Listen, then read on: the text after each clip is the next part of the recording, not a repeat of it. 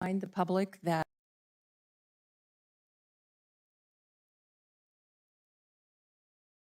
we do have. Morning, Madam Chair, Commissioners. My name is Randy Pickering. What was your last name? Pickering. Thank you. So I've listened to comments from the Commission about personal attacks on board members. And I definitely agree that there are boundaries we should strive to maintain. Our elected officials deserve respect and appreciation for serving their community. I do appreciate that. However, it is also every citizen's responsibility to engage, potentially challenge decisions and/or actions taken by board members that impact the community members represented. Sometimes the conversation deals with ideology.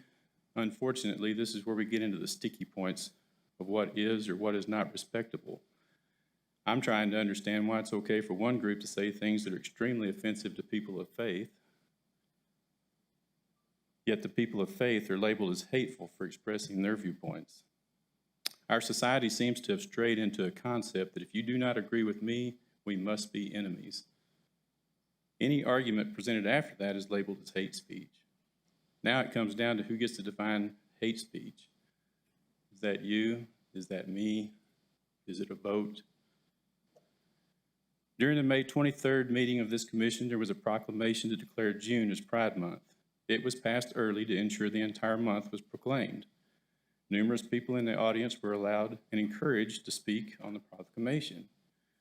Whether I personally agree with this or not, I do recognize that this dedication has been set aside by the federal government, and therefore, as a board, it only makes sense to follow suit.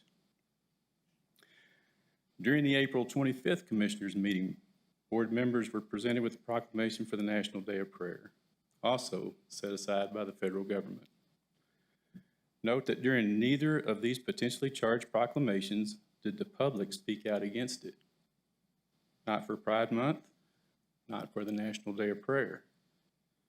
The only dissenting comments presented came from members of this board regarding, some of the members of this board regarding the National Day of Prayer. One board member was uncomfortable with it being held on the lawn of the county building.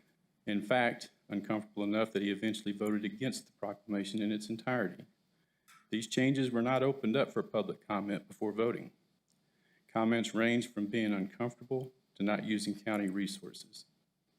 That leaves me with the question, did the dissenting comments and final decision truly represent each one of your constituents? Don't expect an answer.